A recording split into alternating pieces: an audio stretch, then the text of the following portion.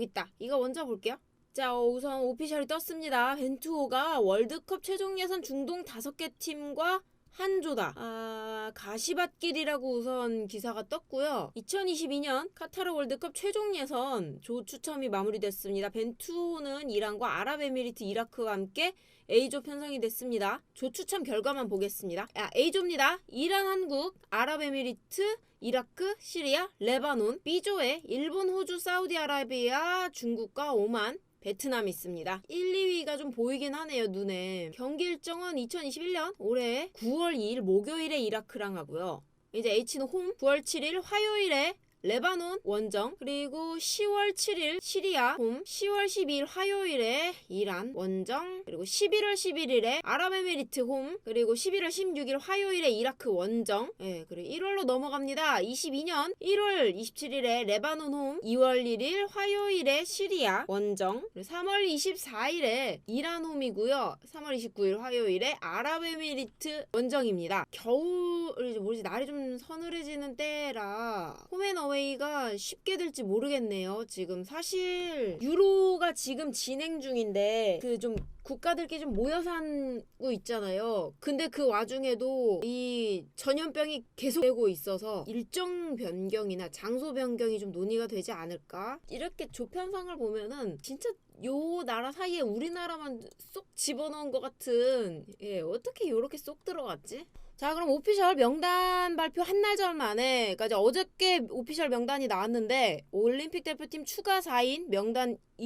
2일에 발표가 된다고 합니다. 18명의 명단을 확정지은 올림픽 대표팀이 추가 명단을 발표한다. 대한축구협회는 1일 도쿄올림픽 축구대표팀의 엔트리 확대에 따라 김학범 감독이 이끄는 올림픽 대표팀의 추가 명단을 내일 오전에 공개한다고 전했습니다. 국제축구연맹은 지난 30일 밤 대한축구협회에 공문을 보내서 도쿄올림픽만 축구 엔트리를 18명에서 22명으로 확대한다고 전했습니다. 기존의 예비 엔트리 4명을 최종에 포함을 해서 22명으로 확장을 하고 매 경기 18명의 출전 명단을 제출하는 방식으로 변경한다. 대한축구협회는 공문을 받기 전인 30일 오후 2시 광화문에서 18명의 명단을 발표했습니다. 김민재, 황의조, 권창훈이 와일드카드고요. 예비 명단 4명은 이날 발표 예정이었지만 발표를 미뤘습니다. 김학범 감독님은 고심 끝에 18명 확정하고 발표하면서 다른 선수들을 더 뽑지 못해 미안함을 전했지만 제자들을 더 뽑을 수 있게 됐다. 특히 예비 4명은 당초에 18명이 별 이상이 없으면 본선 무대를 밟을 수 없지만 코로나라는 특수한 상황 때문에 최종 명단에 포함돼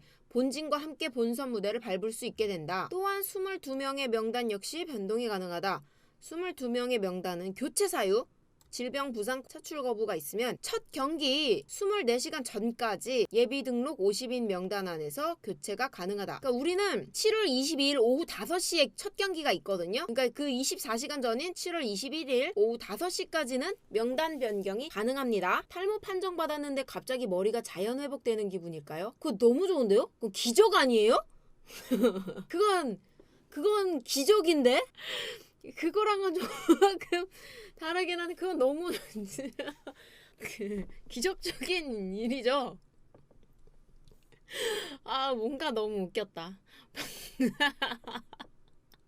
황의조의 김학범 차출은 보르도 회장의 전폭적인 지원이 있었다고 합니다. 누구보다 학범순의 축구를 잘하는 황의조 맞죠. 3년 만에 다시 김학범호의 원톱 공격수로 나서게 됐습니다. 불투명했던 황의조의 김학범호 합류에는 보르도 회장의 전폭적인 지원이 있었기에 가능했고요. 황의조와 보르도 사정을 잘 아는 관계자 스포탈 코리아에 보르도에서도 황의조의 올림픽 출전을 돕는 분위기였다. 보르도 회장이 적극적으로 나섰다. 2020 도쿄올림픽 24세 초과 선수 와일드카드는 황의조, 권창훈, 그리고 김민재를 선발을 했습니다. 황의조가 이제 올림픽 팀의 최고참으로 올림픽에서 후배들을 이끌고 골을 노리는 역할을 맡게 됐습니다. 황의조는 2018년 자카르타 팔렘방 아시안게임 때 김학범 감독이 와일드카드로 선발을 했어요. 황의조 폭발적인 득점력을 과시하며 금메달 획득에 앞장섰고요. 김학범 감독과 황의조 올림픽에서 그때의 기억을 되살리려 합니다. 그렇지만 황의조 차출을 위해서 보르도의 협조가 있어야 됐는데 올림픽은 의무 차출 대회가 아니라서 안 될 수도 있었다라는 분위기가 있었고, 거기다가 유럽 클럽 키나 올림픽을 좀 중요하게 여기지는 않는 분위기예요. 특히 축구는, 그죠? 황의조의 차출 여부는 장담할 수 없었는데 보르도가 황의조를 적극적으로 지원을 했습니다. 보르도 구단 회장이 올림픽을 너무나 잘하는 인물이라고 합니다. 보르도를 현재 경영하는 프레데릭 회장은 체조 선수 출신이다. 롱크페 회장 현역 시절 프랑스 체조 국가대표로 1988년 서울올림픽에 참가한 경력이 있다. 88올림픽. 보르도 회장은 서울올림픽에서 남자 기계체조 종합개인전에서 메달과는 거리감은 76위에 그쳤지만 서울올림픽 출전을 통해 올림픽이 어떤 대회고 어떤 의미가 있는지 몸으로 느꼈다. 올림픽의 중요성을 잘 알기에 대한축구협회가 요청하고 황의조도 올림픽 출전 의지를 밝히자 차출에 응했습니다. 보르도는 황의조의 올림픽 출전을 축하했고요. 구단 홈페이지를 통해 황의조 축하합니다 라고 했으며 우리의 스트라이커 황의조가 7월 21일부터 8월 7일까지 열리는 도쿄올림픽에 대한민국 대표팀으로 선발이 됐습니다. 조국을 빛나게 됐으며 대한민국은 뉴질랜드, 온두라스, 루마니아와 B조에 편성됐다고 전했습니다. 이거는 진짜 같은 선수로서의 이해도가 있으니까, 그죠? 이해도가 있으니까 자기가 나라를 대표해서 한번 뛰어봤으니까 와, 확실히 도와주네요. 황의조가 구단에서 잘하니까 인정받는 거죠. 황의조가 구단을 잘 간 것도 있겠지만은 황의조가 여기서 잘하니까. 김진수 컴백합니다. 전북으로 1년간 임대 이적 행운을 빈다 라고 왔습니다. 김진수가 1년 만에 친정팀 전북현대로 돌아왔다. 사우디아라비아 알 나스르는 구단 소셜미디어 채널을 통해 김진수의 전북 임대 이적을 발표했습니다. 알 나스르가 김진수의 전북 임대에 동의를 했다. 기간은 1년이라고 밝혔으며 김진수 행운을 빈다라고 했습니다. K리그 최고의 왼쪽 측면 수비수로 활약했던 김진수, 지난해 8월 전북에서 알 나스르로 이적을 했습니다만 아킬레스건 파열 부상으로 시즌 아웃이 됐고요. 이후에 치료와 재활에도 집중을 했습니다. 김진수가 전북을 나가서부터는 아픈 일이 많아가지고 코로나도 걸렸었죠. 아킬레스건 파열도 있었고 그래서 경기를 많이 못 뛰었잖아요. 그냥 개인적으로 이게 아쉽다는 거죠. 김진수가 2022년 6월까지 계약을 맺었었는데요. 계약 1년 남은 상황에서 전북으로 1년간 임대를 하게 됐습니다. 자, 우선은 김진수의 사정을 아는 관계자는 알 나스르 전북으로 김진수를 임대 보내면서 계약을 1년 연장하기로 했다고 귀뜸을 한다고 합니다. 현재 국내에서 몸을 만들며 전북 합류 준비를 하고 있고 전북이 아챔 출전 관계로 우즈벡에 있어서 실제 팀 합류는 7월 중순 이후가 될 전망입니다. 김진수 8월 출전을 목표로 몸을 올리고 있다고 해요.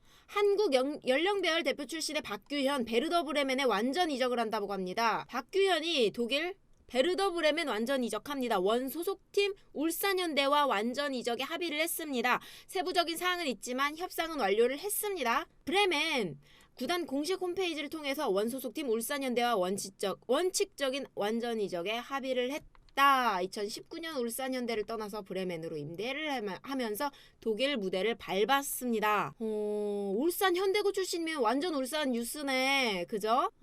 빠른 발과 정확한 빌드업이 공격보다 수비에 적합하다고 판단해서 공격수였다가 센터백으로 포변한 선수네요. 중앙 수비에서 빠른 발과 빌드업은 유럽이 원하는 재능이고 브레멘 관계자는 2019년 박규현의 임대 영입 당시에 임대 유연성이 좋다. 과부하를 걸어도 회복이 빠르다. 유연성 테스트에서 8, 90점이 나왔다. 유럽에서도 수준급이다.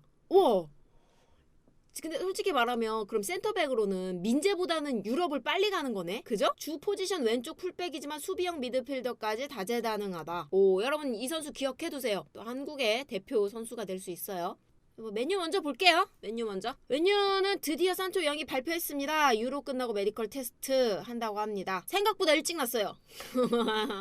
진짜 생각보다 일찍 났어요. 이번에는 진짜 올 것 같긴 했어요. 오히려 예전보다 작년과 올해가 사정이 많이 달라져서 진짜 지금 산 게 다행이 될 정도야. 그죠? 오히려 훨씬 잘했네? 잘했네. 왜 그런지 말씀드릴게요. 이거 기사 좀 읽어볼게요. 맨체스터 유나이티드가 제이든 산초 영입에 성공했습니다. 도르트문트와 구단 간 협상 완료했고요. 메디컬 테스트와 마지막 서류 작업은 유로가 종료된 후에 진행됩니다. 맨유는 1일 또 이런 거 정식으로 읽어줘야지. 맨체스터 유나이티드는 1일 구단 공식 홈페이지를 통해 산초 영입을 발표했고요. 구단은 도르트문트와 원칙적인 합의에 도달했다. 정말 기쁘다. 계약서 서명과 메디컬 테스트는 유로 대회가 끝나고 진행할 예정이다. 왜냐? 선수가 와야 되니까요. 그죠? 물론 공식 발표만 앞둔 상황입니다. 유럽 축구 전문가 요즘 제일 바쁘죠. 파브리지오 로마노는 산초가 맨체스터 유나이티드에 합류한다. 맨유와 도르트문트가 합의했다. 계약 기간은 2026년까지다. 곧 발표가 있을 것이다 라고 했습니다. 독일의 빌트지 여기서 나왔으면 끝났어요. 사실은 영국 공영방송 BBC 등도 맨체스터 유나이티드가 도르트문트에 이적료 8,500만 유로 1,141억 원이에요. 연장 옵션이 포함된 5년 계약에 서명할 것이며 5회에 걸쳐서 나눠 지불하기로 결정했습니다. 그러니까 일시불이 아니고 할부한다는 거는 또 금시초문인 것 같은데 자주 듣는 이야기가 아니에요. 도르트문트가 맨유를 많이 믿었네. 맨체스터 유나이티드 꾸준히 산초를 원했습니다. 지난해 여름 본격적인 협상을 시작했지만 개인 협상까지 완료하고도 도르트문트가 원한 이적료를 충족하지 못했습니다. 당시 도르트문트가 원한 액수는 1,640억 원. 맨체스터 유나이티드와 협상 탓일까 산초가 올 시즌 초반에 100% 활약을 하지 못했습니다. 하지만 후반기에 폼을 끌어올리며 맹활약했고요. 맨체스터 유나이티드는 올해 다시 산초에게 접근했습니다. 모든 협상 완료했고요. 산초를 데려오게 됐습니다. 산초 도르트문트에서 137경기 50골 64도움입니다. 21살의 젊은 나이 그리고 잉글랜드 국가대표 그리고 젊고 야망 있는 선수를 원하는 솔샤르 감독에게도 맞는 선수다. 맨유와 첼시의 타겟인 데클란 라이스 웨스트햄의 재계약을 2번이나 모두 거절했다. 챔스 도전을 원한다고 합니다. 본인이 어느 팀에서 원하는지 알아요. 이 선수는. 잉글랜드 국가대표 미드필더 데클란 라이스가 웨스트햄의 재계약 제의를 2번이나 거절했다고 합니다. 챔피언스 리그에서 실력을 검증받고 싶어 한다고 합니다. 영국 매체 텔레그라프에서는 라이스가 웨스트햄의 재계약 제의를 2차례 거절을 했다. 웨스트햄은 현재 연장 옵션 1년 포함해서 플러스 1 그럼 2 플러스 1이라는 거네. 그죠? 웨스트햄은 장기적으로 데클란 라이스를 팀에 잔류시키기 위해 재계약을 추진했지만 선수 반대에 부딪혔다. 데클란 라이스 현재 프리미어리그에서 가장 유망한 수비형 미드필더인데요. 지난 시즌 웨스트햄의 중원을 든든하게 지키며 유로파 리그 진출을 도왔습니다. 웨스트햄이 유로파를 가요. 우선은 수비형 미드필더 보강이 필요한 첼시와 맨유가 라이스를 주시하고 있습니다. 맨체스터 시티 역시 데클란 라이스 영입에 관심이 있는 것으로 전해졌습니다. 데클란 라이스가 스스로 자기의 주가가 높아졌다는 걸 알고 있는지 최근 웨스트햄이 제시한 거액의 재계약을 거절했다고 전했습니다. 하지만 데클란 라이스는 잉글랜드 프리미엄이 있기 때문에 나이도 어려서 엄청난 이적료가 있어요. 데클란 라이스의 몸값이 1,560억 정도다. 한화로. 자, 그리고 이제 이거 봐야죠. 네, 이거 봐야죠. 이걸 안 봤거든요. 토트넘 새 사령탑의 누누 전 울버햄튼 감독입니다. 설마 했는데 진짜 됐어요. 초반에도 설마 했거든요. 울버햄튼을 사임하자마자 아니 경질도 아니고 계약 해지도 아니고 계약이 종료된 것도 아니고 사임을 했잖아. 그죠? 아이 설마 라고 했는데 진짜 그 설마가 돼버렸어요. 누누가 원래 2달 전에도 링크는 있었어요. 맞아요. 센세이셔널 손흥민이 속해 있는 프리미어리그 토트넘의 공석 중인 감독을 누누 산투 감독이 됐습니다. 영국의 스카이 스포츠와 BBC는 어제 새벽이군요. 7월 1일에 토트넘이 누누를 신임 감독으로 선임한다. 레비 회장의 전폭적인 신임을 받고 있는 토트넘의 새 단장인 파라티치가 처음으로 런던에 도착해 누누를 임명할 준비를 하고 있다. 이들 매체는 지난 5월에 울버햄튼을 떠난 누누 감독이 지난 4시즌 동안 울버햄튼에서 매우 인상적이었다. 이부 리그는 챔피언십에서 유로파리그 8강팀으로 만들었다며 누누 감독의 지도력을 높이 평가했다. 이건 스카이 스포츠와 BBC에서 얘기한 거예요. 토트넘 누누 감독과 계약을 마무리 짓고 2개월 넘게 이어져 온 감독 공백 사태를 마무리할 작정이다. 더구나 토트넘은 선수단 영입과 방출이라는 산적한 문제를 서둘러 해결해야 한다. 파라티치 누누 선임은 논리적이며 당연한 선택이다. 우선은 파라티치 단장 본인이 들어왔어요. 자신감을 갖고 있고 팬들과 달리 누누의 성공을 확신했습니다. 토트넘은 누누를 새 감독으로 선임했고 계약 기간은 2023년까지입니다. 파라티치 단장의 생각만 좀 볼게요. 누누의 선임은 논리적이며 당연하다. 다가오는 시즌의 핵심 포인트는 선수단의 발전과 체력 강화다. 우리는 누누가 울버햄튼에서 보낸 시간만 보면 된다고 생각한다. 애초에 레비 회장은 누누 선임에 회의적이었던 것으로 알려졌다. 하지만 파라티치가 끈질기게 레비를 설득한 끝에 동의했다. 이거는 근데 진짜 모르겠다. 우선은 여기도 또 볼게요. 이쪽도 새로운 오피셜이 떴습니다. 아직은 어색한 에버튼의 베니테즈 팬들은 행운을 빈다고 합니다. 근데 진짜 지금 미리 얘기할게요. 이 사람이 제일 불쌍해.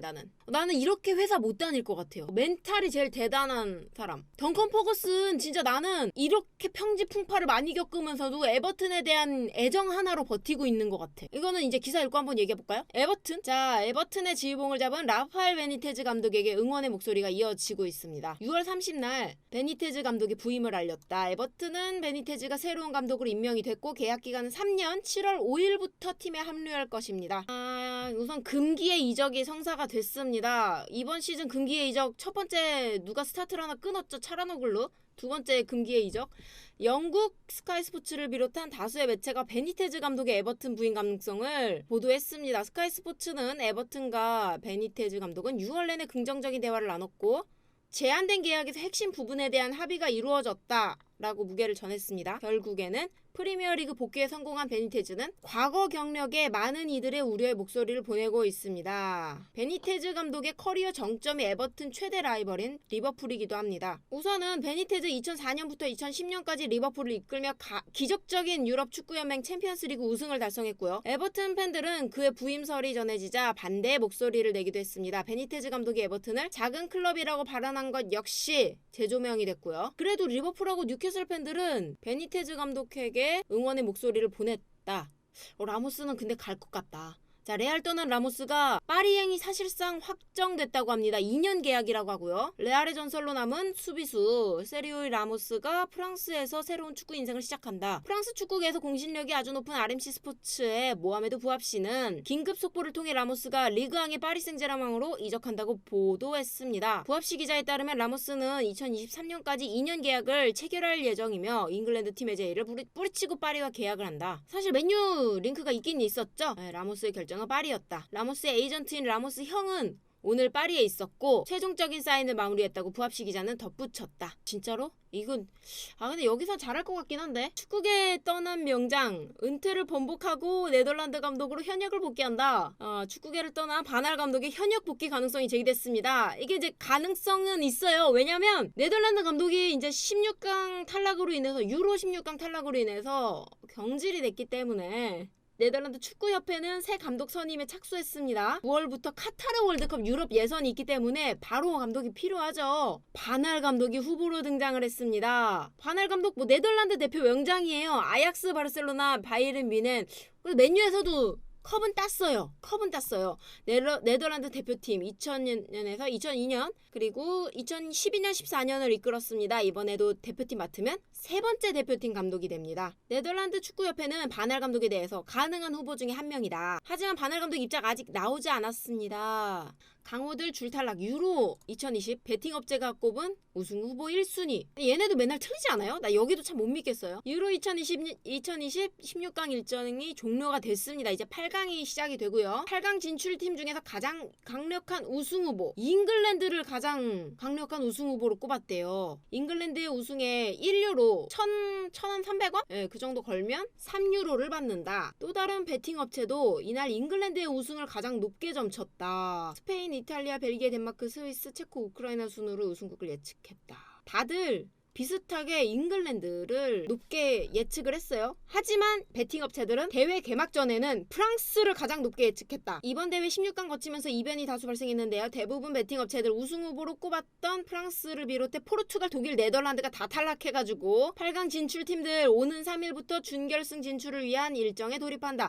프랑스를 꺾은 스위스는 러시아 상트페테르부르크 경기장에서 스페인 상대하고요. 같은 날 독일 뮌헨 알리안츠 아레나에서는 8강전 경기 중 빅매치로 꼽히는 벨기에와 이탈리아의 경기가 열린다. 오는 4일 체코는 덴마크와 아제르바이잔 바쿠 경기장에서 붙고요. 우승국 배당률 1위를 기록한 잉글랜드는 이탈리아에서 우크라이나와 대결을 합니다.